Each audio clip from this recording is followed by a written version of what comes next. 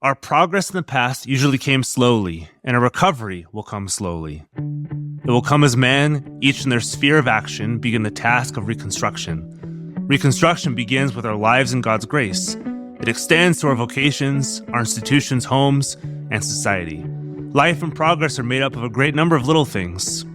We cover a mile by small steps, and the surest move forward is that small step rather than a giant daydream. From the Roots of Reconstruction by R.J. Rushdoony. The elites have run modern culture for so long, so how's it shaping up? Are you any better off? Do you have more money in your account? Are your values being questioned? Are you now the minority after so long having been the majority? These questions ping around the news so often you start to believe them. You start wondering, has it ever been this bad? You don't like change. No one likes change. It brings the unknown from some far-off land to under your nose. Your people group, your traditions, your way of life, they weren't a way of doing things, they were the way of doing things. Everything has been measured by the dominant narratives you've been told and shaped for by decades. So when you're told over and over and over again that society is breaking down and your eyes are trained to see everything through that lens, change is bad, change is unbiblical, change is demonic. Your way of life has been assumed for so long, your response to this change may not go further than, but this is how it's always been. You're told to fear change. You're told to guard against change. You're told to villainize change. You start hearing about this movement, a couple decades old, that called society back to God's law. You've been a Christian for as long as you can remember, and maybe there's this vague memory of having been taught something similar to this. The reason the nation is going backwards is because we've lost sight of who God is. Your ears perk up. Your heart flutters. We got to go back to God's law. That's the key. You peruse online messaging boards, social media, and Christian podcasts. You start learning about this thing called Christian Nationalism, and it sounds like an old friend, like a book that you haven't opened in a while, but you remember reading it at one point. Your intellect is tickled. There's something to this, you say to yourself. And there's a name you keep running across, who wrote more books than you've ever read, who is fighting the same tide you're fighting now. R.J. Rushdoony. It's sufficiently strange enough of a name that you begin digging deeper. And you are enthralled. This is what we need. In a nation without laws, we need the law. But if you dig deeper, you might notice that what you're looking for isn't return to God's law, it's return to your way of life. And if the law of God gives you that back, you're all in. It means more than society's got to change. It's got to go back. It means society needs to fall so we can reconstruct. And now you've got a blueprint. Welcome to episode 5, the Reconstruction of Nationalism. In this episode, we'll discuss the immediate precursor to the modern movement of Christian nationalism, Christian Reconstructionism. And while some of the ideas are similar, you'll learn just how far apart they really are. They just don't work. I'll talk to Michael McVicar of Florida State University, repeat guest Jerome Copulsky of Georgetown, Julie Ingersoll of the University of North Florida, and interact with some of the ideas of Katherine Stewart, author of The Power Worshippers, whom you'll hear from in the next episode. Let's begin with Dr. McVicar, likely the world's foremost authority on Reconstructionism and Rushdoony. Okay, I'm Michael McVicar. I'm an associate professor at Florida State University. I guess if I'm known for a book, it's for Christian Reconstruction and R.J. Rushdoony and American Religious Conservatism. Maybe you're asking yourself, what is Christian Reconstructionism and why should I care? Isn't this some fringe Christian idea? What's the use in learning about it? I asked Mike about this, and here's his answer. So the way I understand Christian Reconstructionism, and you could probably ask 3 different scholars who have studied it and get 3 different opinions. You could probably ask a dozen different Reconstructionists and also get different definitions. So I tend to approach it the way Rushdoony did, because that's where I spent most of my time studying it. And Rushdoony understood Reconstruction or Christian Reconstruction as being a a kind of social theological project that was aimed at the framing here of reconstructing American, or more broadly, human societies through the application of biblical law. For him, that took a sort of narrow understanding of looking at what he would have understood as Old Testament Jewish law, understanding that as still being binding for the most part. Now, there are some caveats to that, but still being binding on humanity. Most of what wasn't binding is the ritual law, but the actual civil law, as he understood it, was still binding on human beings today. That had largely been, in his view, abandoned by the church, and the church construed broadly Catholic and Protestant and Orthodox Christians.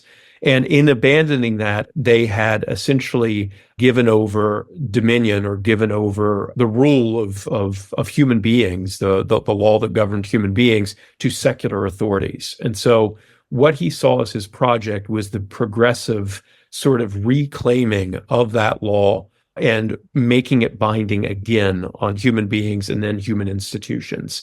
So the different spheres of human governance. That meant in terms of state governance, it also meant in terms of family governance, and also in terms of economic governance. So he had this sort of expanding view of what this meant. And for him, this was a project that could last essentially millennia, right? It could take decades, it could take hundreds of years, it could take thousands of years in order to reconstruct human beings. So it was also that vision of law still being binding was also coupled with his own unique postmillennial view. This idea that human beings would slowly and methodically bring humans under God's law and reestablish a kind of millennial kingdom on earth, and eventually Christ would return to rule that kingdom. So it's this really complicated sort of worldview of binding humans to God's law in order to allow Christ ultimately to govern the planet. The keys here are what needs reconstructing, how you reconstruct it, and what you reconstruct it with. American society has fallen, Rushdoony might say today, and you'll hear some of these talking points from his modern disciples, and we need to reconstruct it. This is opposed to the rise of the moral majority towards the latter end of Rushdoony's career that said something like, America has been a Christian nation, and she's just lost her roots. We need to resurrect it. Rushdoony would say, America is dead. Democracy didn't work. In case you're wondering, Reconstructionists have been saying this for a while, going back to the Civil War. Here's Jerome Copulsky, fellow at the Berkeley Center at Georgetown University, introduced in episode 4. I asked him, is Reconstructionism new?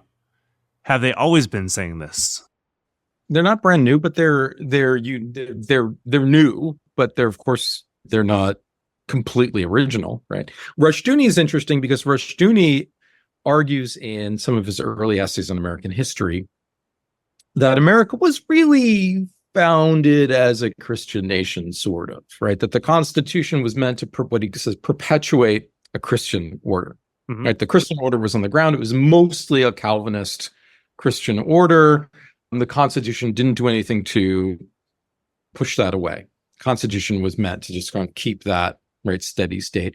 And the problem that Rushdoony identifies that really changes changes America from being mostly a Calvinist set of states to what we had, in the 60s when he's writing these texts, is religious deviance, is religious heresy, is Unitarianism. Right. The Unitarian break from Calvinism really begins this decline what he sees as a decline into the secularism of the 20th century. And he looks at the way in which sort of Unitarians created American institutions like the public school, and then used the public school to catechize, right, to indoctrinate, instruct America into this false religion. He sometimes calls it the religion of humanity.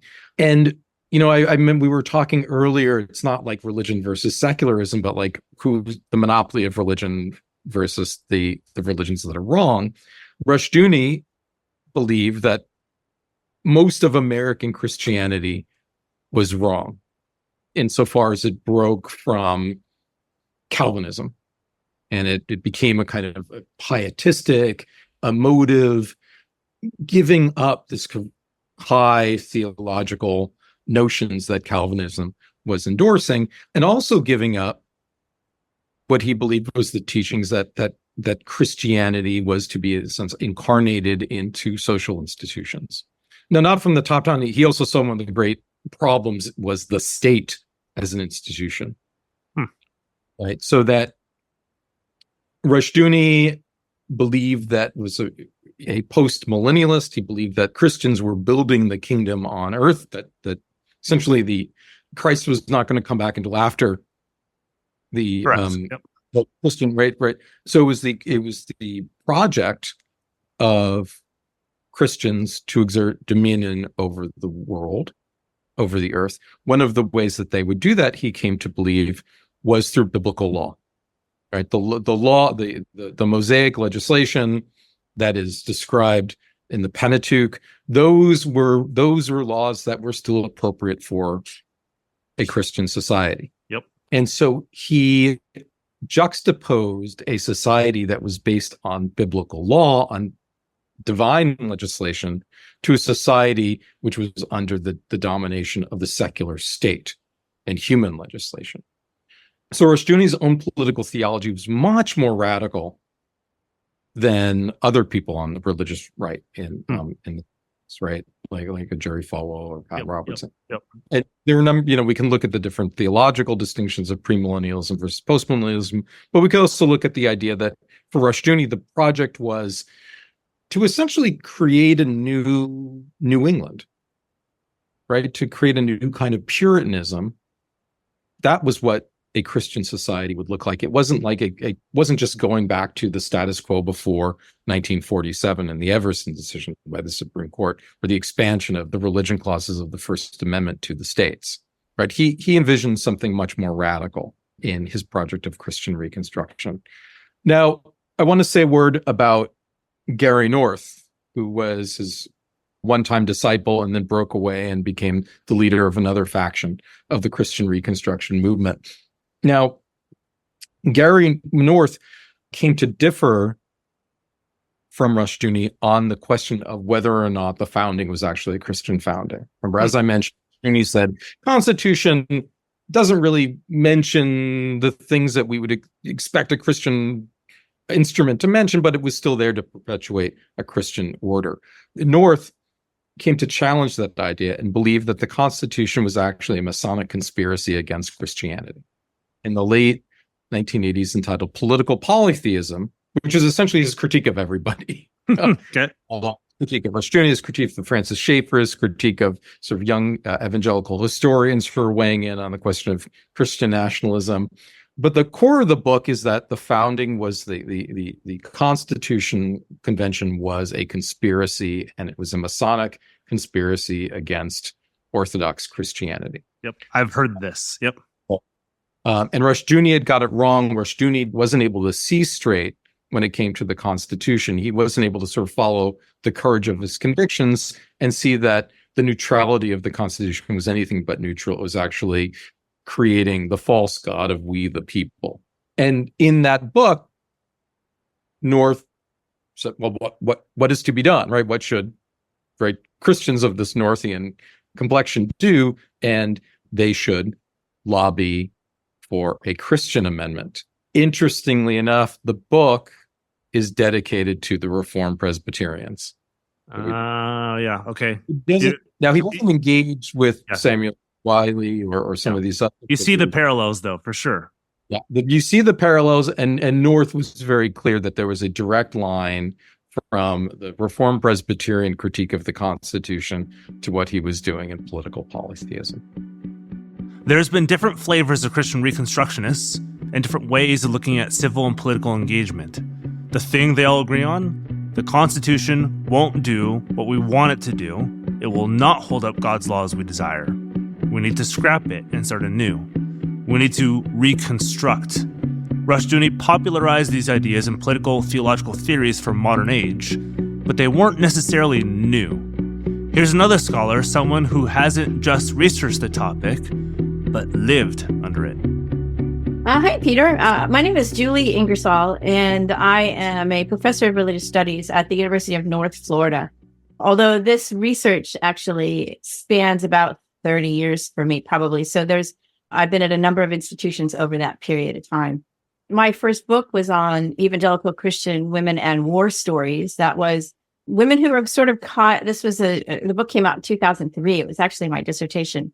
And the women, there was a rise of interest in egalitarianism and having women leaders in evangelical organizations at the time. But there was also a very strong backlash at that same time. And so a lot of women who believed that they were invited into spaces that were characterized by equality and leadership opportunities found themselves just sort of slapped down by a handful of people in those organizations.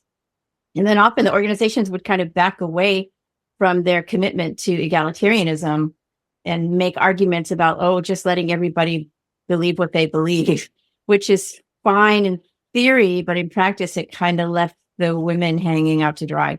So I wrote about the crises that they experienced as a result of that, both in terms of their jobs, but for people who are outside these worlds, it's sometimes hard for them to understand how integrated a sense of calling is. It's not just your work. It's actually everything about who you understand yourself to be.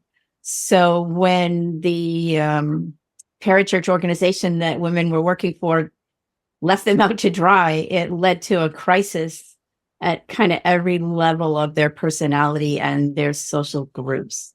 Really devastating, actually. And then my more recent book is on Christian Reconstruction. And the basic argument of the book is that this is the most important movement that you've never heard of. And I kind of lay out the basic framework of Christian Reconstruction, because a lot of contemporary Christians talk about taking a biblical approach to law and society and life and all of those components. And to people who are uninitiated, that sounds, oh yeah, fine, that's nice. Yeah. Sermon on the Mount, okay. But they mean something really particular by it. And it is not incoherent. It's actually a very clearly articulated and thought out systematic approach. And so the book lays that out and explains it. And the second half of the book is all based in field research at different sites where Christian Reconstructionism has had an influence. Some of it is actually Christian Reconstructionist organizations explicitly, but others of it are, for example, there's a Christian school here in Florida that's been receiving tax money for a very long time. I mean, I was doing the research for this book in about 2009, and their whole structure was built around state tax money coming into their school for support. And they were explicitly founded on the work of Rushdoony and Rushdoony. I didn't even know it when I set up my interview with them, but he was their first graduation speaker. They had Christian Reconstructionist materials in their library. I mean, this is who they are. And they were teaching that with taxpayer funds in the state of Florida, and still are, as far as I know. So the chapters span the kind of theology. So there's a heady sort of scholastic theology that's in the first couple of chapters. And then there's the sort of on the ground interpretation of the theology that people like Gary North did. And then there is the fieldwork based section that explores this kind of out in the world. One of the key components here is the systemization of thought that Christian Reconstructionism offers. Let me explain. We live in an atomistic society, A-T-O-M, not A-D-A-M, wherein we lack integration of disciplines in different areas of life. Things are sectored off from each other. Schooling gets more and more focused or particularized the further on you go. Systems of thought don't cohere. They battle one another. So, when a system of theology and political engagement is on offer to Christians who are looking for cohesion and unity of thought, Reconstructionism offers something already made. It aims to make sense of the world and your part in it. What systems, doctrines, and or political theories lie behind Christian Reconstructionism? What does it build off of and towards? I continue with Dr. Ingersoll. So clearly, Mrs. John Rushdoony is the founder of Christian Reconstructionism and clearly the most important figure. He started writing this stuff in the late 1950s. And his critique of public education, that really was actually I think the linchpin. Okay, so the argument in my book that these are the most important version of Christianity that you've never heard of is that unlike a lot of other theologians, Rushdoony instantiated his critique and his vision for society in a critique of public education and in a Christian school and then later Christian homeschool movement.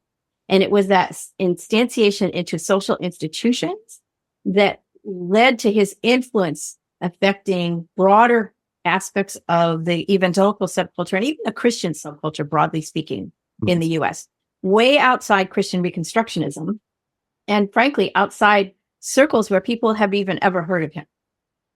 So just as an example, so Rushdoony was key in theological argument and then making arguments in court settings that the education of children was a religious responsibility of parents, and that it was therefore protected by free exercise clause. And in doing so, courts across the country took a really strongly hands-off approach to what should happen in these Christian schools. They were independent. And then organizations like the Homeschool Legal Defense Association followed on Christian Reconstructionism to build a largely unregulated, unaccountable Christian homeschool movement across the country that is, by the way, often now funded by tax dollars in the form of vouchers and various other kinds of things in some states, but potentially also nationally with the stuff that's in Project 2025. Mm-hmm. So this Christian Reconstructionist inflected version of Christian education just expanded across the country in the evangelical subculture. So anybody who sent their kids to Christian schools, or frankly, anybody who homeschools their kids these days, is influenced by Rushdoony, even if they don't understand it, because the places where they go for curriculum, the organizations that they can be a part of for social interaction and all kinds of other things have just drunk from this well of Christian Reconstructionism. It's so broadly influential that it becomes kind of like the water in which we swim or the air that we breathe. And so the origins of it aren't always noticed. But that said, Rushdoony was the pivotal figure, the first person to articulate this. And I think that Gary North, who was his son-in-law, would have to be the second most important figure if you're trying to rank them in this way. And I think that that's because what North did, North was much more of a tactician than Rushdoony. Rushdoony was a theologian. And while his ideas took root, and we could talk about how that happened, because the coincidence, and I don't mean coincidence, actually. Okay, so the way in which Rushdoony's critique of public education coincided with desegregation was a historical accident that served Christian Reconstructionism really well. So the dominant story about how evangelicalism came to be in its current religious right politicized form always revolved around the Roe versus Wade decision. Mm-hmm. But historians, especially Randy Ballmer, have really successfully, I think, argued that it really did come down to race. Well, Randy Ballmer and Anthea Butler also, her book, White Evangelical Racism, is really important. And when you start to see the way, okay, so you have a Christian movement that is largely based in the U.S. South that is really unhappy about desegregation efforts. Yep. They don't necessarily want to say that. They will if you push it, but they don't really want to. And along comes Rushdoony with this whole argument that, wait a minute, public education is unbiblical anyway. You shouldn't have your kids there. So they could just rush off and do their Christian thing that they, in their minds, separated from their motivation that had a whole lot to do with race. If desegregation hadn't been happening to motivate them to be unhappy with public schools, I'm not sure that Rushdoony's appeal that public education is unbiblical would have had the sway that it did. I think that moment was crucially important, and he happened to be there. But aside from the strategy of transforming education and critiquing education, Rushdoony worked in the area of ideas. Gary North, on the other hand, was a tactician. One of his in my mind, there are actually a couple of works of his that are the most important. One is his book, Political Polytheism, where he basically argues that efforts at pluralism are effectively polytheistic and that they cannot live in any kind of compromise in a civil society with a biblical world, that those two things are mutually exclusive. So political polytheism argues that. But his biblical blueprint series was a series of books, booklets almost, that were written for everyday Christians in their churches.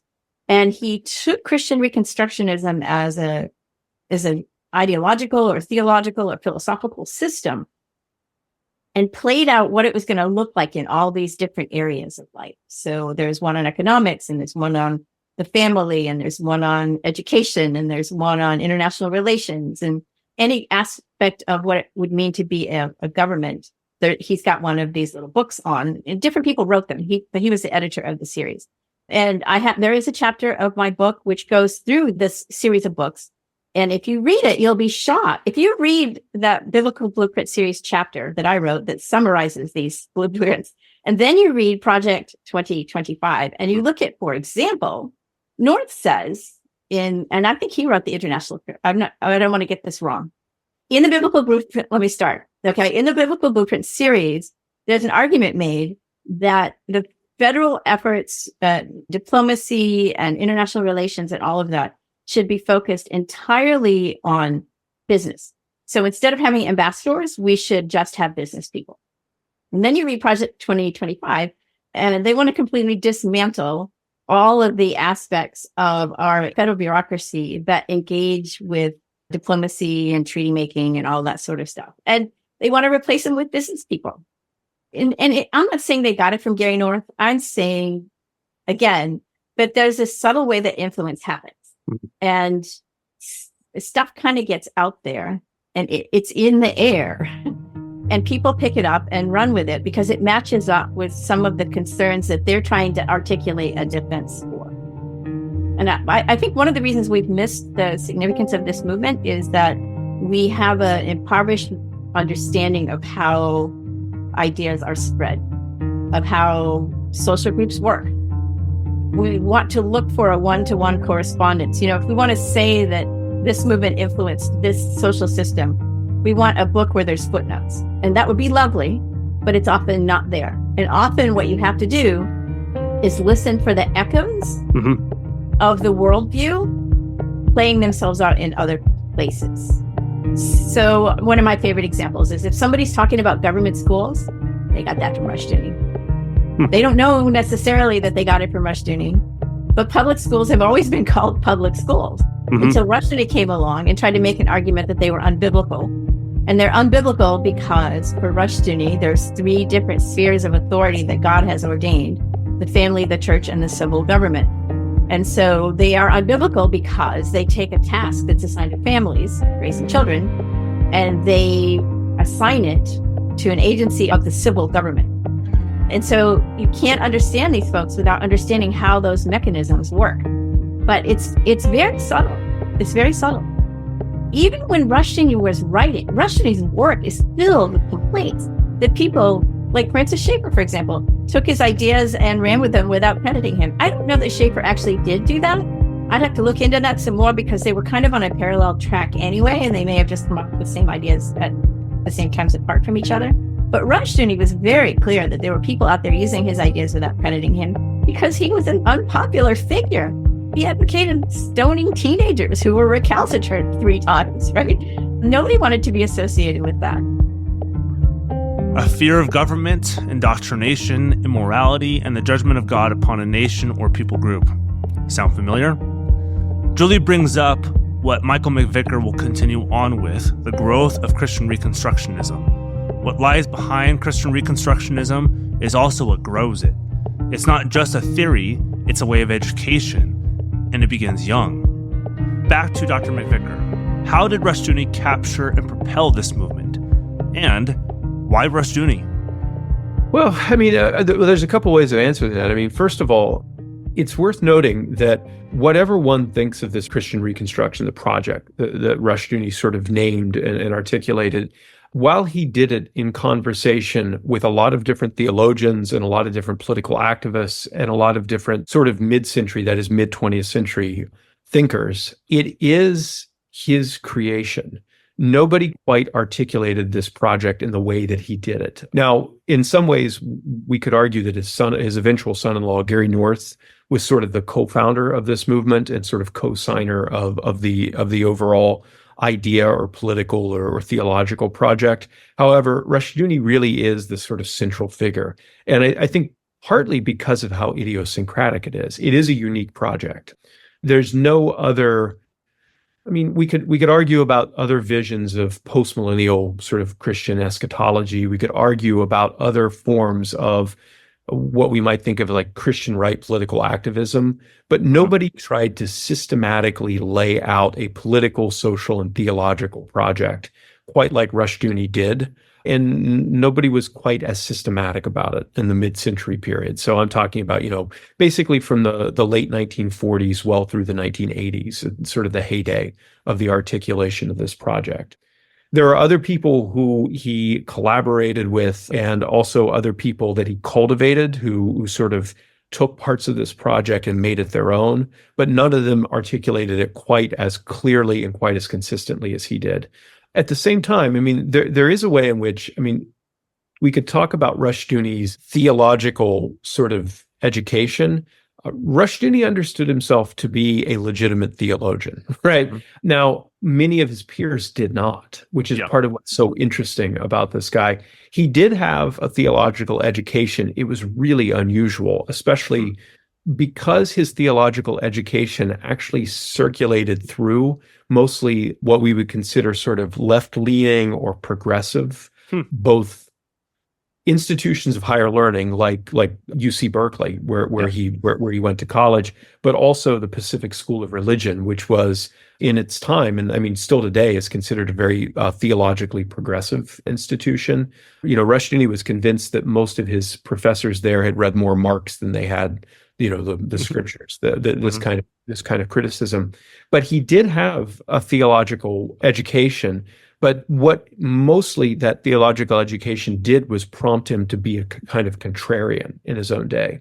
So he was drinking deeply of this kind of, left-leaning progressive theology. And at every turn, he was sort of pushing against it and trying to articulate a kind of alternative to it. So, when you take those, asking like what Reconstruction is, in some ways, it's actually a response to his educational sort of milieu in some ways. Rushdoony had what many in his camp didn't have, a prolific ability to craft an argument and a firm grasp on the cultural moment. Having been trained under theological liberals, he was a theological contrarian, a man of reaction. His rhetoric was bold, and it also bit.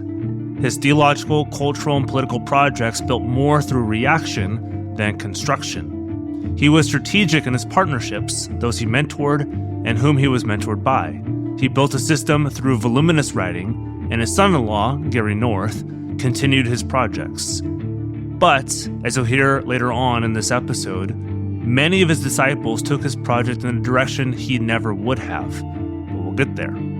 Rushdoony might have been the clearest and most poignant Reconstructionist thinker of his time, but how would he be contrasted with earlier Reconstructionists? What kind of trajectory do we see going back in time to the Revolutionary War, through the Civil War, and to the present? I asked Jerome Copulsky for what has animated Reconstructionists new and old, as well as where they might differ. One of the ways to think about this question is, what is the role of the state? What is the role of the polity? Is the role of the polity to create and shape Christians and lead people to a Christian life, to their salvation? Or is the role of the polity to create the space for human liberty, for individuals to figure that out for themselves?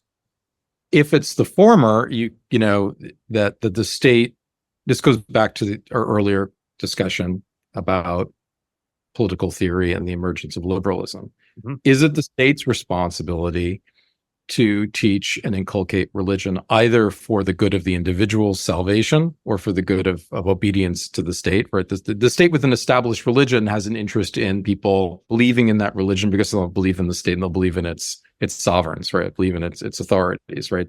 Or do we want the state to essentially stay out of it and just preserve our rights to life, liberty, and the pursuit of happiness, and that the state's authority does not need the religious obedience of its citizens. And I think you'll talk to Christians who will give you different stories on this and different answers on this. And it's not a liberal Christian versus conservative Christian divide. And you mentioned that I'm sure there are many conservative Christians who do not want the state to be inculcating religion because the odds are that it won't be their religion. Yep. Yeah. This is one of Paul Miller's biggest things. I mean, he's conservative in many ways, but he does not want the state doing this.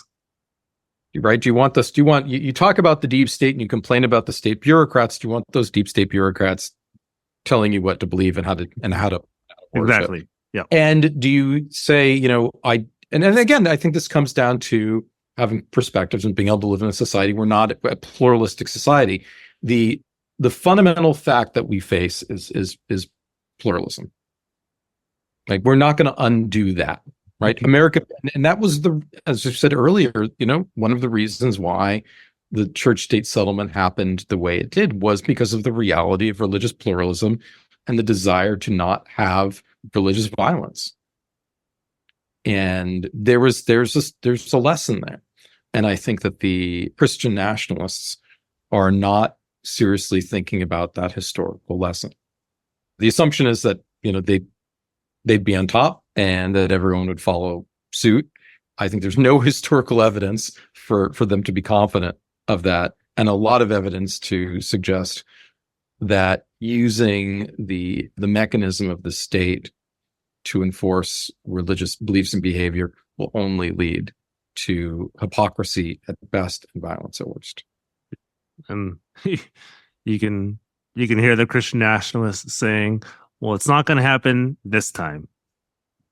We're going to figure it out. You go back to Rushdoony and North, and I think one of the interesting things about their writings is that they're thinking in the longue durée. They're not thinking that this is going to happen in the next election cycle. They're thinking, wait, in 1,000 years it'll come. No, totally. Yeah, they're thinking hundreds of years from now. We gotta slowly build this. Yeah, and I think if that's your vision, you can build that in a liberal democratic space. And who knows in 1,000 years, right? In the meantime, there's a difference between having a church preaching this and creating intentional communities, right? To live out this vision. There's a difference between doing that and trying to have laws that sort of control the lives of other people, to have other people sort of join this vision against their will. It can be difficult to sum up Christian Reconstructionism because of how it's grown and shifted throughout the last century. It also could be easy to misunderstand their project or confuse their project. Jerome Copulsky offers a few criticisms for those who may misunderstand Reconstructionism, Rushdoony, and their projects. If we're going to criticize the project, we better know what it is first. I think that there's a wonderful book that if you haven't read it already, it's a intellectual biography of Rushdoony written by Michael McVicar. And one of in a way, they became the boogeyman, so to speak, for secularists who are like, here's a group of theocratic tyrants who want to come in and sort of institute biblical law tomorrow, right? They're essentially like the American Taliban, right? That's the way that they were often described. In evangelical circles, they had a lot of influence in particularly Rushdoony in having these ideas of kind of political Christianity enter into the discourse and seeing the relationship of America and American history and Christianity. So there's a famous book that came out in the early 1980s by Francis Schaeffer called A Christian Manifesto. Yep. Which comes out early on during the Reagan administration, is arguing the Reagan administration is this open window for us to retake a restorationist thing. But if we're not successful, we may have to think in terms of civil disobedience and resistance. And he tells the story of the founders being influenced by the Scottish Reformation and the role of Samuel Rutherford and his Lex Rex and the political thinking of the founding generation. And a lot of that stuff was actually taken from Rushdoony, even though it's not mentioned in the text. It was, And Rushdoony and North, that there was a lot of complaining that Schaeffer was, not acknowledging his sources, I've heard right? this before. Do you think that was intentional by Schaeffer, that he didn't want to be connected with them, or do you think that was unintentional? There's a complicated backstory, and there's a North and Gary DeMar write an article essentially with attacking Schaeffer for not being explicit with the use of Rushdoony, and also for failing to take the next step and say, if that is the case, we don't want to go back to this notion of religious freedom where, this free market religion where Jews and Protestants and Catholics and others are just kind of selling their wares in the spiritual marketplace, because there is a true religion and the state should enforce that true religion. And that is theocracy, right? What we want, what the Reconstructionists want, is theocracy. If Schaeffer had followed through on the logic of what he had taken from Rushdoony, he would land in the same place. But people like Schaeffer and other people within the religious right, like Jerry Falwell, were afraid of theocracy, right? They were still kind of stuck in this liberal democracy space, and therefore they could not acknowledge in a forthright manner their debt to Rushdoony, because doing so would demonstrate where the were coming from and where their ideas led. So, there was a lot of frustration on the part of Reconstructionists that even as their ideas were in the circulatory system of the religious right, they were entering into it in an incomplete form and without the proper attribution. Yeah, that makes a lot of sense. I've heard this before, and it's what you just provided was a helpful perspective, holistic. I've heard very similar things about Falwell, Schaeffer, and others, where they were trying to tiptoe the line a little bit, and then they got called out, and they wouldn't quite go all the way because they kind of knew the implications if we went all the way with this project, what that would mean. So that makes sense.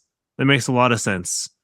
Yeah. So you have, on the one hand, you had people on the secular side who would say, in fact, this is where it go, right? This is really what the religious right is after, right? They won't admit it, but they really want theocracy. But Rushdoony and North would actually see the problem with people like Falwell is that, they don't actually believe in creating a Christian commonwealth, because they think that like Jesus is going to come back and fix everything, right? Right, because of their premillennial dispensationalism, they are theologically incapable of envisioning Christian Reconstruction. Both criticisms from Copulsky are too important not to repeat again. Secularists can assume Reconstructionists are setting up a theocratic Taliban tomorrow, and evangelicals might assume they're no different from, or the background for, Christian nationalists. Both are simplistic and incorrect. This is a long-term project, a really long-term project, and it bears almost no resemblance to the modern Christian nationalist project. Both sides may cite Rushdoony, but it's clear they don't understand him. Here's Julie Ingersoll on the first criticism that Copulsky offered: long-term thinking in Reconstructionist circles. And, we started talking also when you asked what it was like being part of that world. And I talked to you a little bit about how much things have changed, really. I think he's just a perfect example of that. And so there are ways in which he might be different from what Rushdoony said in 1967.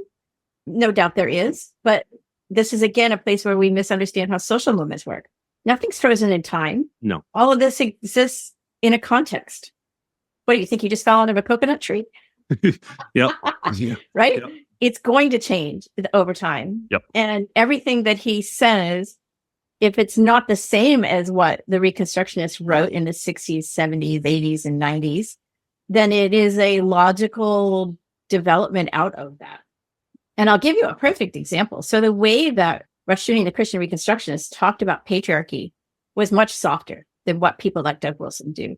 But it was never actually said out loud, in my presence anyway. But there was this understanding of how family structures were the building block of society that lent itself to a hunch that maybe they certainly wouldn't have voted for the women's right to vote. Whether they wanted to undo it or not so clear. Nobody ever said it. And even when I was writing the book, there was the rise of something called the Family Integrated Church movement.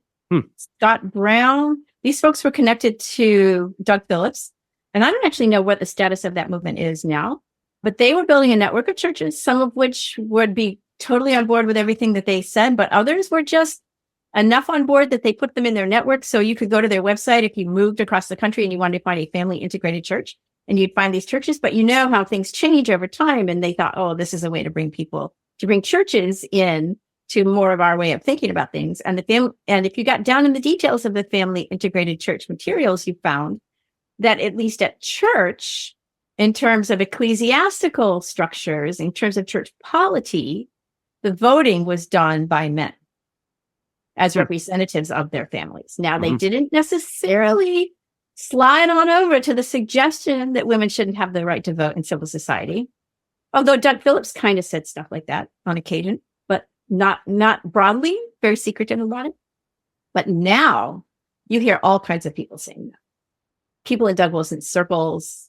Yeah, very clear. Those people who have embraced the notion of Christian nationalism and taken it on as they will out not say that now. Yep.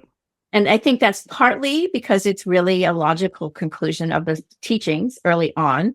It's also partly because of what I was talking about earlier, how what we really have is an amalgamation of groups that come together with different commitments and concerns.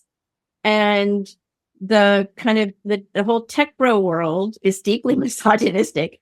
And while they don't have this kind of commitment to biblical law and theonomy, when they do have a commitment to misogyny and patriarchy. So the ways that those things mesh together isn't necessarily theologically coherent, but in practice on the ground, they make happy bedfellows. Yeah. So it'll be interesting to see what happens if they do get into power, because I think they will, I can't imagine them getting along for very long. It wasn't long ago that these, Gary North would have thought that these folks were deeply anti-Catholic. And now there's a version of Catholicism that has made common cause with this version of Protestantism, but they don't necessarily see the world in the same ways. No. There's some deep cleavages there. They just don't show right now because they're working toward a common goal. There are those who want to institute these policies tomorrow and would if they could, but it'd be a mistake to assume they're pinning their hopes and dreams on a presidential candidate over the next few years. Remember, Reconstructionists expect to see the downfall of society, the deconstruction of the American political system. Why would they care about a president over the next 4 years? They're waiting until it's their turn to reconstruct society. They're thinking hundreds of years down the road, generations after generations from now. This is in large part why there are such proponents of the quiverful movement, having as many children as possible for as long as possible. The main man we're focusing on, Doug Wilson, has drawn from the theological and political well of R.J. Rushdoony, among others. So I asked Julie to draw these parallels for us. Well, there's a couple of things about that. And the first one is, I think, in fact, I've been doing talks on this point lately, because reporters will call me and they'll say, so is Mike Johnson a member of the NAR? Well, I think these are the wrong questions. Yeah. Because if you get drawn into a back and forth on whether or not you can apply the label, you're not focusing on the important stuff, which is what their strategies are, what the long-term goals are, and what their time horizon is. You're not talking about those things. You're back and forth on whether or not somebody can appropriately be labeled X, Y, or Z. And from what I've said already about how social movements work, I don't care if you can call him that. I'll call him that or I'll not call him that. And it makes no difference if you can affix that label to that person or if you cannot.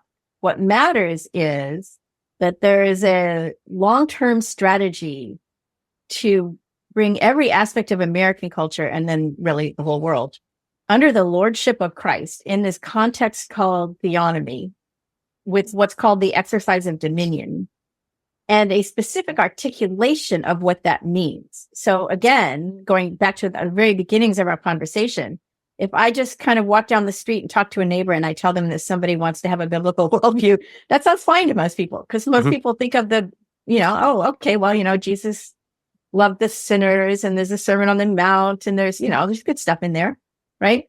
But it's the Bible first of all, it isn't all Bible, right? It's a collection of books for which we have actually no originals. Actually, we have fragments of the oldest parts that we have are fragments that aren't even originals, translated multiple times, chosen in a political process, right? The process of canonicity. Like there were books that churches thought of as sacred texts that didn't make it into the canon. There's a bunch of gospels out there that the church said, nah, not so much. And they did this based on their apostolic teaching authority. Okay.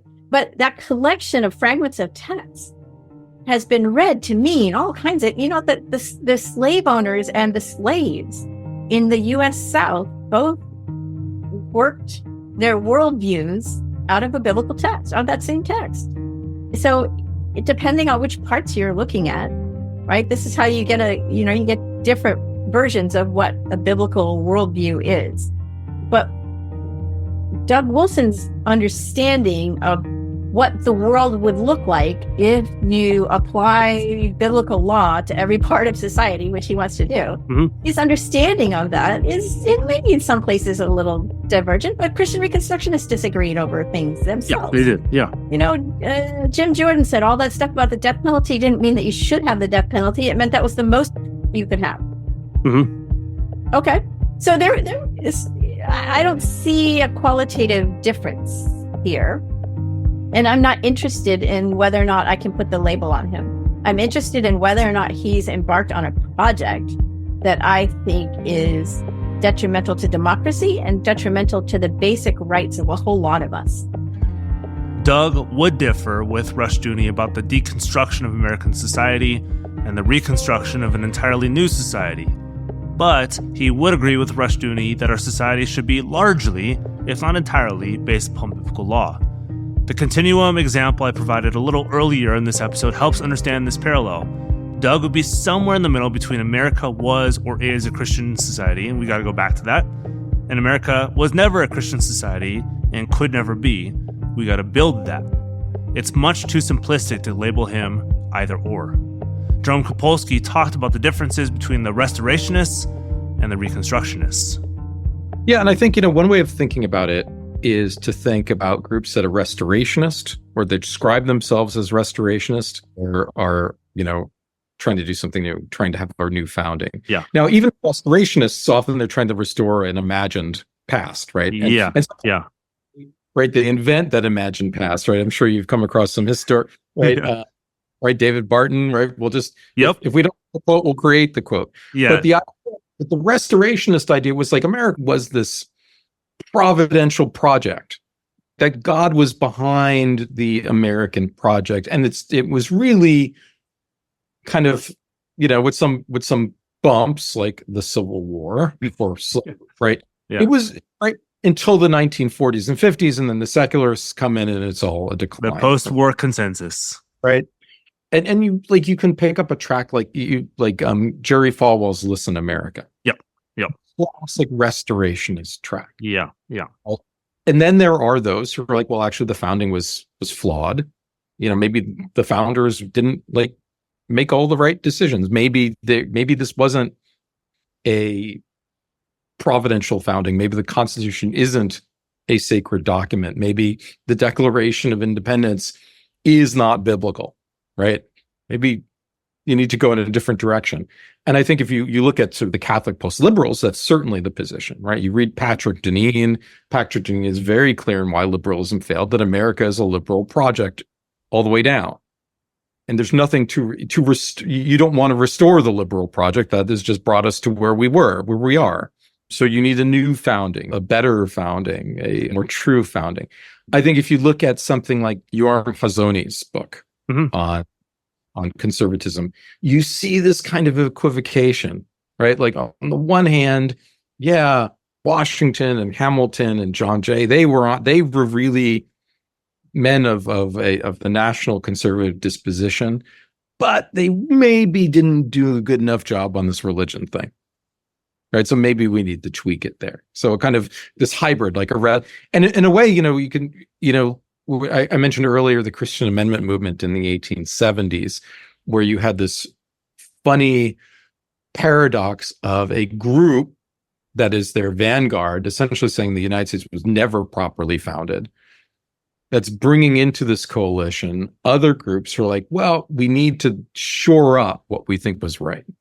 We need to tweak it a little bit in order to preserve what. So is it a restoration? Is it a refounding? We can have that conversation. Again, to put simplistically, more majority folks are restorationists, and we need to rebuild a Christian society from the ground up are Reconstructionists. They share a desire to see God's law, the judicial law of the Old Testament, become the law of the land, but how they see that coming to fruition differs widely. Underlying all of this, both disagreement and agreement between these two ends of the far-right Christian political continuum, is a tendency towards reactionary engagement. I made this point at the beginning of episode 1. Doug Wilson is a reactionary theologian, cultural commentator, and political theorist. That comes from his Reconstructionist roots. Here's Michael McVicar on Rushdoony as a reactionary thinker. Oh, it's a hypothetical, right? So I want to be really careful to answer a hypothetical like that. One of the things that marked Rushdoony was a kind of pugnacious contrarianism, right? It's something deeply embedded in his character. Now, is there anything natural about that, right? Is there something genetic, or is there something, contextual? I don't know where that kind of attitude comes from. But it is really clear that by the time he is sort of a young adult, like late teenage, young adult, coming of age in California, it is really crystal clear that a lot of his identity is by negation. That is, he is situating himself vis-a-vis larger institutions, and he is sort of pushing back against those. He was, by his own admission, as a younger man, he was progressive. So I'm talking about like adolescent through teenage years, maybe even into early college. And what's interesting about that is it follows a trajectory of a lot of conservatives in his own generation, right? Yep. He comes of age during the New Deal. He's progressive on labor issues. He's also progressive on free speech and personal liberty issues. I've got a couple of points in like his correspondence in his diaries where he makes references to his connections with the ACLU during his late high school, early college days. I don't know if he was ever a member of the organization. He might have been. Maybe I mentioned it in my book. I can't remember. But regardless, he's sympathetic to that more progressive sort of worldview. That may be because he was coming from a more conservative sort of Armenian community. And as he goes to college, he starts identifying more negatively against that, right? Pushing back against it. So that's kind of a word salad response to you. But what I do think is true in terms of the way that you framed the question is his identity is at least partially coming from a negation of what he sees as a kind of elite. Elite is probably the best way of putting it. The sort of elites in institutions. And he's saying, I'm going to push back on those elites, and I'm going to either encourage them to pump the brakes on their positions, or I'm going to say that they are simply wrong, and I have a better solution to these kind of problems. So it's quite likely had he had a slightly different upbringing, he would have been, a pugnacious kind of liberal figure. Although I do think one thing that would be a consistent sort of through line is a kind of aggressive libertarianism, right? And that doesn't necessarily have to fall to the right or to the left. You can have a different view of like individual agency in both of these models that might have allowed him to be more progressive in his worldview. One other quick point. It is worth noting that as he is transitioning from being an undergraduate to a kind of like graduate student in his theological work at Pacific School of Religion, and then eventually working as a missionary in a mission in Nevada, he is trying to pursue an academic career, and that is systematically squelched by other academics. And I don't quite say it out loud in what I wrote about him, but it's pretty clear that led to a lot of resentment about academics and the way that they control access to things like publishing and resources in the academy. And I do think that is another aspect to it. Had he managed to become, a kind of either somebody working in a seminary or in a small college somewhere, it might have fundamentally changed the trajectory he was on. One of these reactions was towards the government schooling system, otherwise known as public schools. One of the dead giveaways that someone is building off of Rushdoony's thought, if they call public schools government schools. People don't join Reconstructionist online communities, forums, social media platforms, podcasts, conferences, or what have you because of an initial theological agreement, although it does happen. It generally starts with schooling.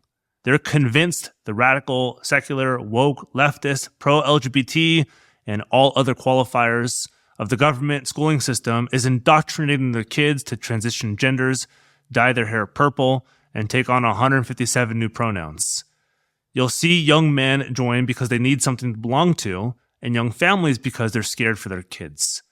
I asked Julie Ingersoll about the private schooling movement of the 50s and 60s, which then morphed into the homeschooling movement of the 80s and 90s, right around the time Doug Wilson rose to fame in the same circles. Who'd have thunk? But I think what you put your finger on here probably is the most important question in this moment. Because too many people think that if Donald Trump loses the election in November, that things will be fine, that all this stuff will go away. And the reason that it won't is because, unlike the left, if you want to call it that, but really, okay, so Nicole Wallace talks about the pro-democracy movement, from which, she worked for the Bush administration, and for, so she's a kind of disaffected Republican, but it isn't the left, like whatever that means, left. It's basically all of America from center right, left, right? Okay, but one of the problems that movement has in countering the dominionism of people like Rushdoony and Doug Wilson is that movement, our movement, the mainstream American movement, thinks in terms of an election cycle or a current crisis. Christian Reconstructionists think in terms of a millennium. Yep. I was about to say they're millennial. They're 1,000 very years long-term at thinkers. least. Yep. Maybe more. But even on a small scale, people like Doug Phillips, who headed up one of the biggest homeschool movements that was completely rooted in Christian Reconstructionism. It exists no more because of a scandal. Yeah, Vision Forum you're talking about. Yes, Vision Forum sold a package of materials to homeschooling families by which the family could build their own plan, a 200-year plan for a family dynasty. Yep. They sold this packet of materials. It comes in the mail. You sit down at the dining room table and you sit with your family and you plan out a 200-year strategy to have a family dynasty. And it's a Christian Reconstructionist family dynasty. Yeah, they're not thinking every 4-year cycle. Of the next 86 days or however many, or if we're going to think in terms of an election cycle, we're not going to be able to address the kinds of strategies that we're up against. And that's why education is underneath all of this. And it's why the changes to how people understand education that the Reconstructionists fought for all the way back in the 1960s. It's why when I say that the reason their influence outstripped their numbers was because of the way that they built a Christian education system. That's why it matters, right? That's why they're talking about it, because so 60s, 50 years on, 60 years on, we are seeing the implications of the transformation of public education that Rushdoony wrote about in The Messianic Character of American Education in like 1962.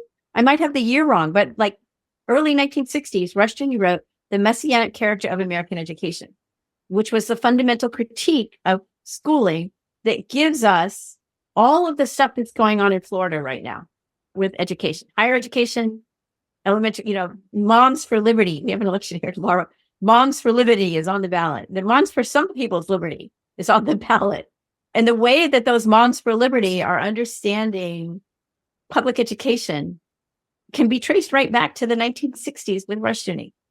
So Doug Wilson is a little late on the scene, to be honest. Hmm.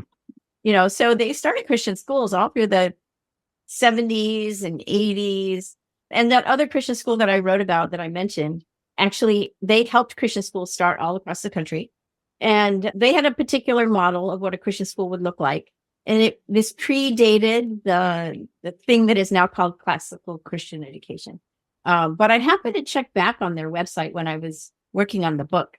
So this was probably maybe 2010, something like that. And that's what they were calling what they were doing at that Christian Reconstructionist school in Northern Virginia. The actual, the shift in language about what one might call a Christian school and this move to shape it in terms of what they're calling classical Christian education, that is not part of what I've worked on. And I don't know that I can tell you exactly when and how that happened. But I can tell you that what they're doing is not qualitatively different from what Rushdoony advocated in the early 60s. This also played into Rushdoony's understanding of the family unit as the core of political society, which I'll get into with Michael McVicar. The family decides how to educate their children because they are responsible. The state has no right over the education of the kids. The more kids you have, and the longer you can homeschool them, the farther from government reach they are. Rushdoony's society revolved around the family unit and grew with the amount of children they produced. Quiverful and the homeschooling movements are the vehicles for the rise of Reconstructionism in Christian circles. If you can outpopulate the nation with its plummeting birth rate, you've got a shot. But remember, this is a movement that thinks in generations, not years. You won't stop them at the next presidential election. Where do women fit in this picture? Doug Wilson and Joel Webbin, his wannabe protege, make a big deal about this proposed and futuristic society being exclusively male-run. And yet, there's a massive movement of women joining in, whether willingly or unwillingly. And while not spawned by the movement or necessarily paralleling it, the popularity of the trad wife glorifies something similar. But in this society, women are given no right to vote, likely no job prospects, and no voice. How do they get in and join? Here's Julie Ingersoll, who married into one. Well, I've been thinking about this question since you sent me questions in advance. And so I've been pondering this a little bit because as a trained religious studies scholar, we practice this thing called epoche, where we try to bracket our own stuff. And so I have, this information is in the preface to my book. I don't hide it necessarily, but I don't normally, that's not the place from which I speak. I speak from my place as a scholar of religion. So it took a little bit of thinking about how I talk about this. And I think that one of the things that just jumped out at me and caught my attention is how really different this far-right, reformed, Calvinist, dominionist kind of Christian world is now from then. Because I didn't go in and embrace a sort of Doug Wilson version of Christianity. Mm-hmm. It was the rough edges of it that he and people like him just throw out there now for everybody for all the world and God to see. Yep. Those weren't there. So, for example, when I got married, I kept my last name. I've always considered myself a feminist. And while that made for some awkward family moments, my in-laws didn't love it. There was a battle over whether or not there'd be obey in the marriage vows. But those were things that they were counterbalanced by, for example, a sense that the notion of dominion was really about a calling to make a difference in the world and to do something important, and that it applied to both men and women. Although I saw that evolve over time to where it became much more. So let me be clear. It was always patriarchal. I'm explaining a little bit about how, as a 20-year-old, I don't think I saw it clearly. Right. But you say, well, how could somebody not see that? If you're looking at Doug Wilson right now, you would say, how could somebody not see that? But I'm suggesting that it wasn't as in your face then. So, for example, no one in my circles opposed contraceptives. The Quiverful movement was just these were seeds of what became the Quiverful movement, but the Quiverful movement didn't exist yet. Yeah, my in-laws had a lot of kids, And they very clearly thought that that was part of the exercise of dominion, was to transform society in part by outnumbering the non-Christians, by which they meant everybody that wasn't their kind of Christian. But it just wasn't as in your face. Like the kinds of things that J.D. Vance is saying, they clearly thought that a woman's primary calling was to get married and raise a family. No doubt about that. But they didn't say that that was the only valid thing that women could do. So it really had. So one of the things I'm interested in with how I trace social movements and change over time is how movements develop over time. And I'm persuaded that there's no clear line of demarcation between this thing that we call religion and other kinds of social movements. It's a social movement like any other one. And things can be religious or not religious. And they move between those categories depending on what somebody is trying to do. And it seems to me that what happened is that people with a patriarchal theology married up politically with people who had other reasons for supporting patriarchy. Some of them are quite secular in terms of how we use that language. And I'm thinking about people like Peter Thiel, right? So you've got this amalgam of dominionist Christians, charismatic Christians, right-wing Catholics, tech bros, white supremacists, neo-Nazis, right? You've got an amalgamation of all of those groups. And what happened was that they took from each other the ideas and frameworks that were useful to them and adopted them. So the kind of the patriarchal stuff got much more extreme. Christian Reconstructionism has changed over the last few decades after Rushdoony. The modern Reconstructionists aren't building off of Rushdoony. Ingersoll felt the calling for both men and women to take dominion over the world and make it a better place. You see, this movement has morphed. It's not the same that was envisioned back in the 60s through to the 80s.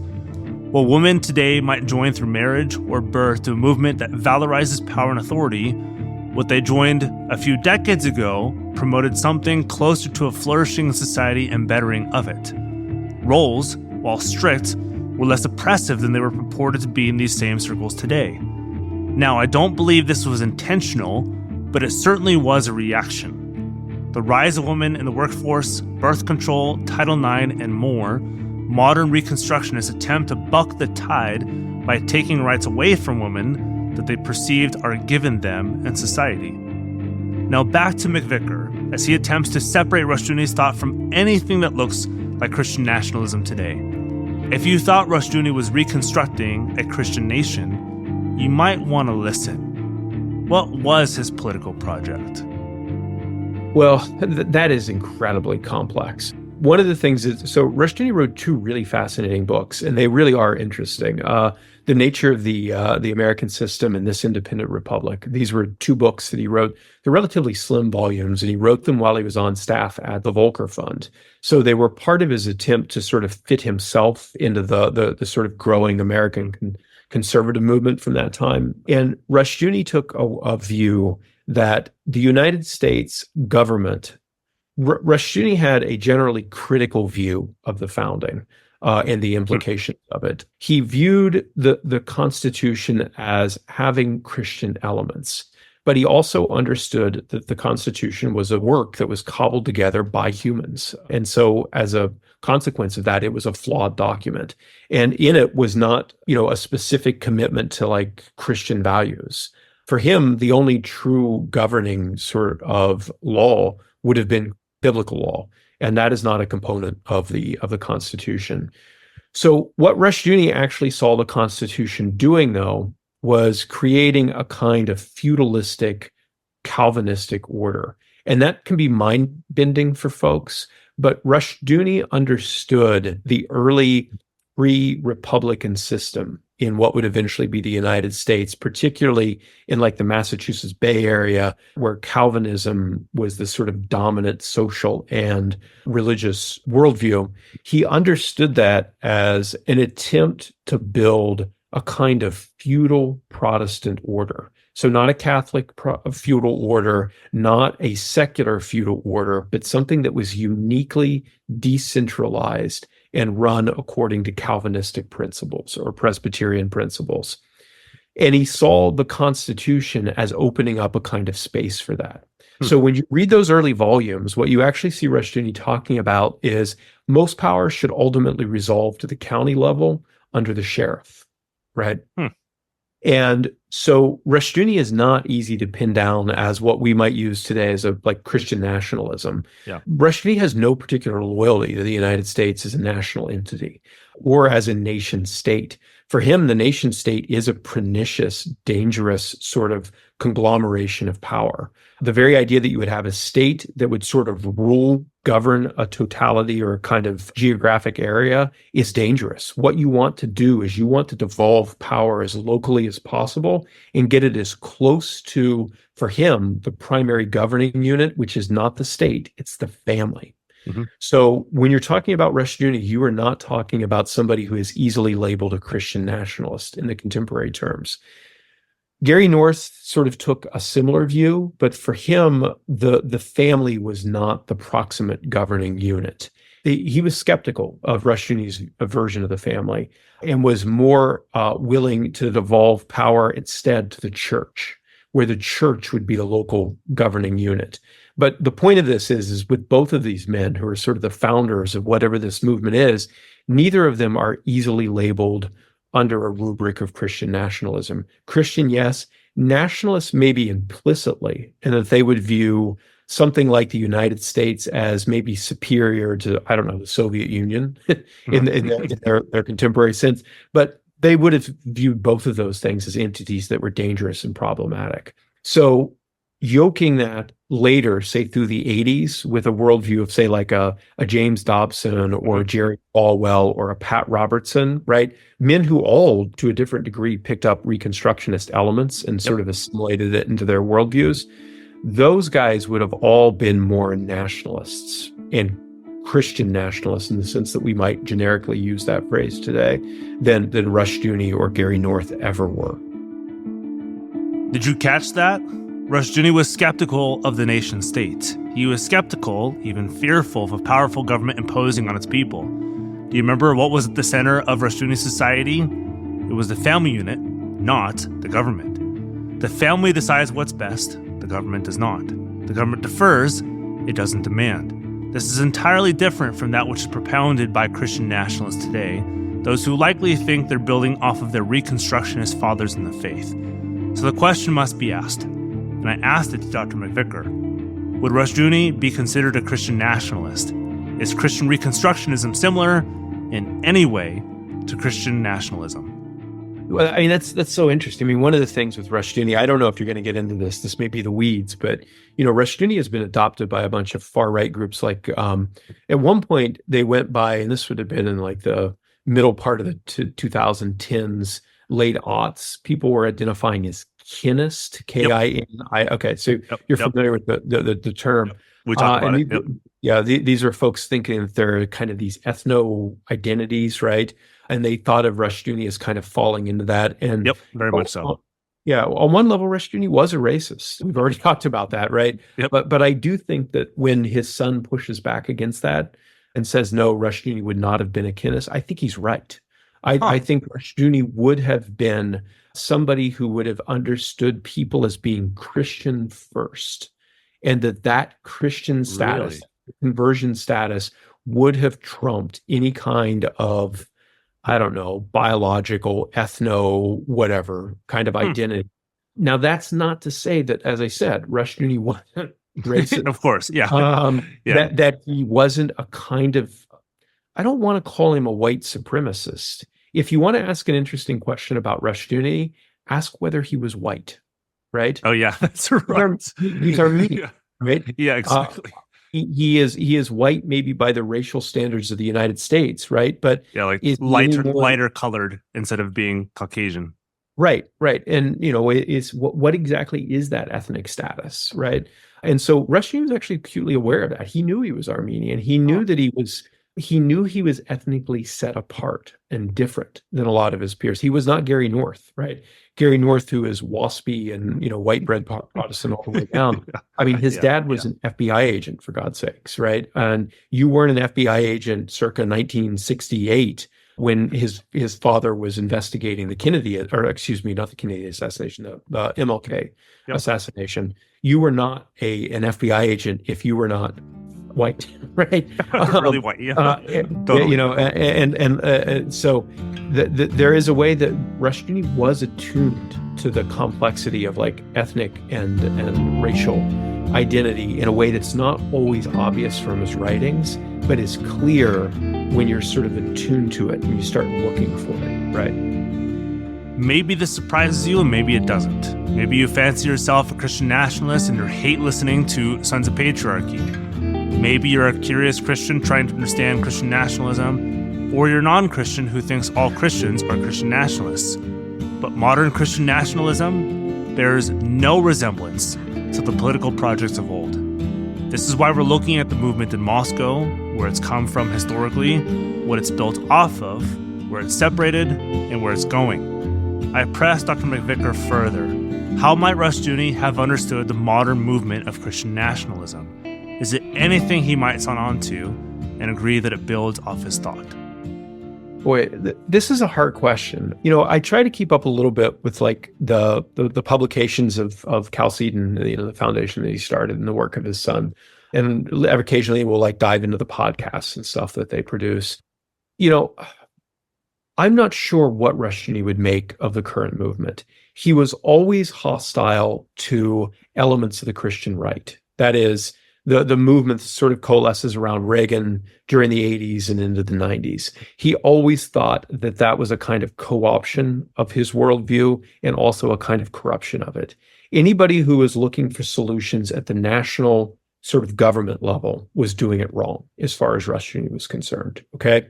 So if your solution to contemporary problems is the federal government as it currently is, Rushdoony would look at folks and be pretty skeptical of that kind of claim, right? Now, I think where Rushdoony might find elements of alignment in the sort of contemporary right is a lot of the hostility to what people call the administrative state today, right? This idea of trying to prize apart the state, right, and devolve powers either to states or to local, you know, governance, or just generally to sort of undo the federal government as it is. I think Rushdoony would have seen that, and I know Gary North saw that as positive, right? Those things were good.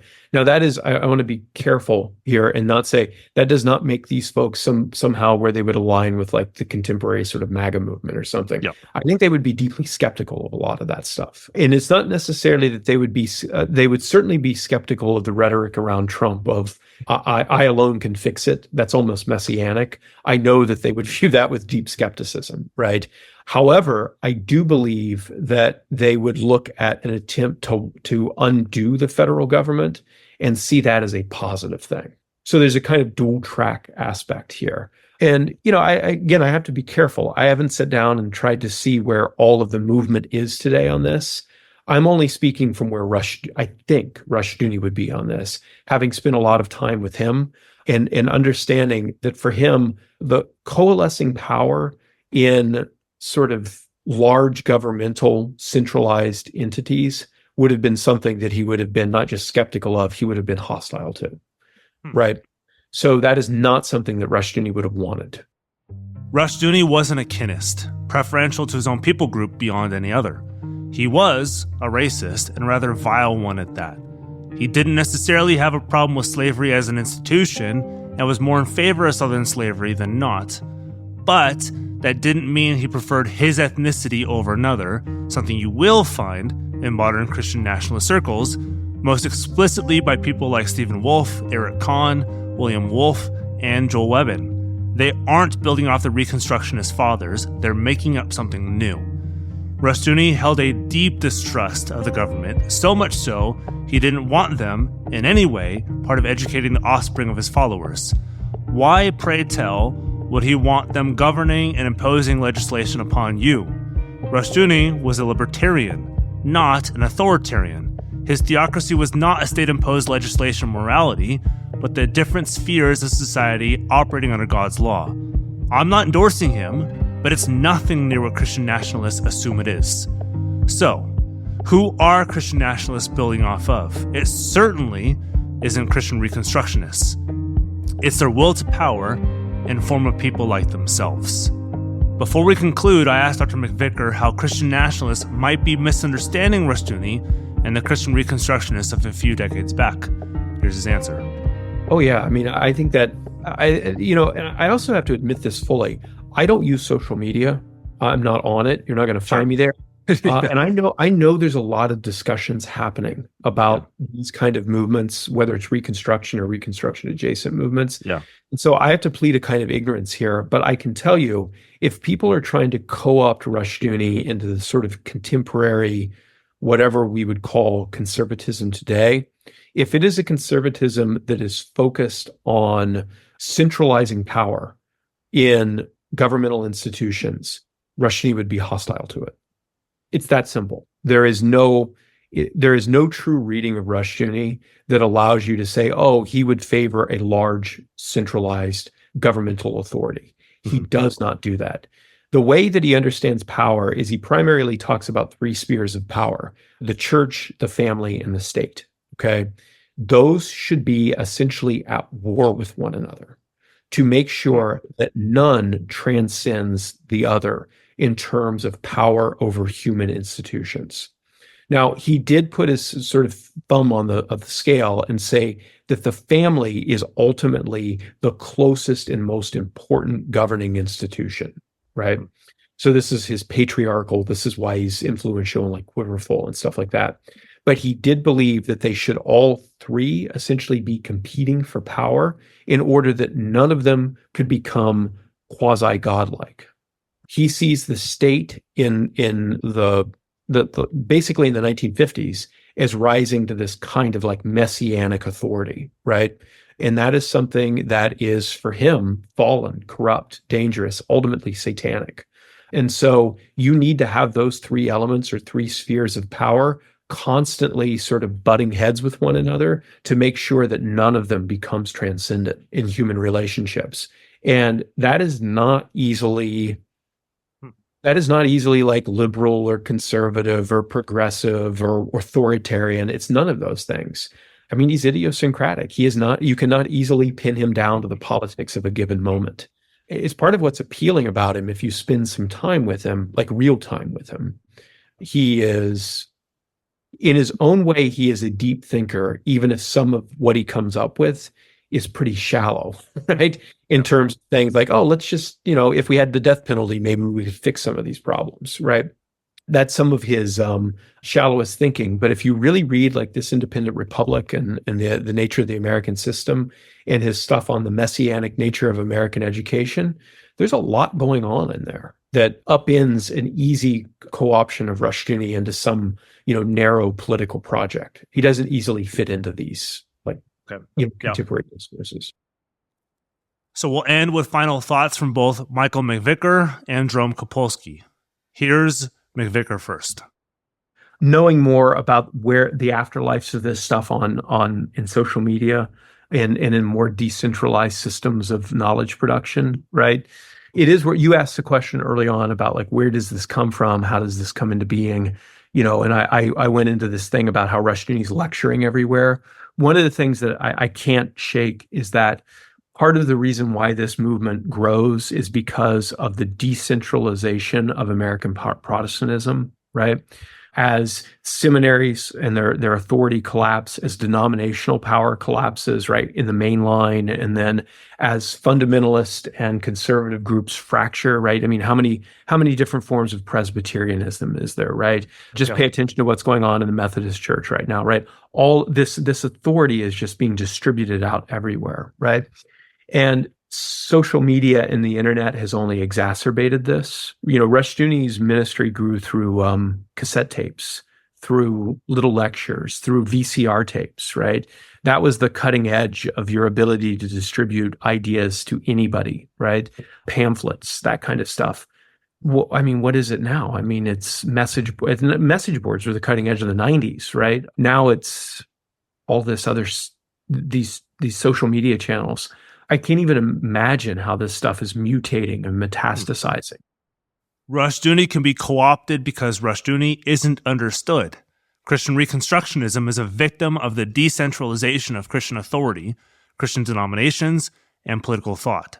He's not used, he's misused. There's all sorts of problems with Rushdoony, but as we tried showing throughout this episode, the reconstruction of nationalism is a fool's project, though it's what they're trying to do improve. And lastly, Jerome Copulsky. I think we should go back to where we started, which is the wisdom of the constitutional settlement and the wisdom of saying the state, of having a state that doesn't have jurisdiction over matters pertaining to religion, and that the success of that settlement in allowing people of very different beliefs and practices to live more or less in harmony with one another. I think that is an important moral project that should be commended. I love where Dr. Copulsky ends. The wisdom of the constitutional settlement. We don't need to reconstruct what we don't need to deconstruct. The founders, though flawed, were right in the construction of a constitutional republic, that which gave broad rights to all religious groups and traditions, limited the government's control, but also provided the building blocks to the kind of society we have today. The modern Christian nationalist goal is to build a nation with the kind of people they want, exclude the people they don't, traditions they enjoy and not the traditions they don't, and isolate themselves from any intrusion of foreign thoughts or ideals. And maybe that sounds appealing to you. I don't know. Maybe those are based, the kind of place you'd like to live in. But I must admit, it sounds boring. A suburbia where all the homes look the same, everyone's wearing the same clothes, the music never changes, and the cuisine is bland. While sameness amidst cultural change sounds appealing, give it some time and you'll start wondering if you walked on the set of The Stepford Wives. More than that, it's not what society has ever looked like, nor will look like. There's richness to diversity, not just among people groups, but among tradition, which comes with and from those varying people groups. When you go house to house, neighborhood to neighborhood, and you notice smells changing, music changing, and the vibe is different. Sure, that could be scary because you were confronted with what you're not familiar with. And when you lose familiarity, discomfort sets in, which is never fun. But give it some time. Walk around. Get to know people of other faiths, of other backgrounds, those entirely dissimilar to yours. It can be difficult because you might think you share nothing in common with them. They might dress different from you, they might speak different from you, but that does something for and to you, beyond meeting another image bearer of God. It gives you appreciation for how you grew up, but also points out blind spots in the same, which can be scary.